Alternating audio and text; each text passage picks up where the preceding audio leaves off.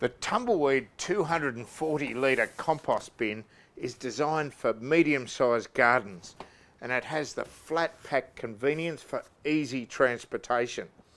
It's a great way to compost reasonable sized quantities of things like lawn clippings, garden prunings, as well as your kitchen scraps. Easy to set up with strong and reliable Australian design and manufactured from 100% recycled UV protected plastic, the Tumbleweed 240 litre compost bin is a great way to start a sustainable waste management program at home, where you can turn all of your household organics into rich natural fertiliser.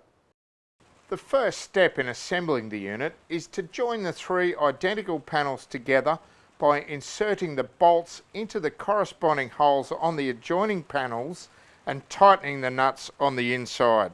Once the body is complete, if needed, slide the access doors into place and then snap the lid on top. You can place the unit either directly onto soil or a hard surface such as concrete and paving.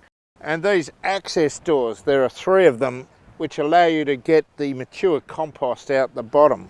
For more complete how-to instructions, have a look at our full composting video on this site.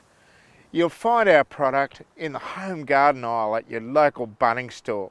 Happy composting!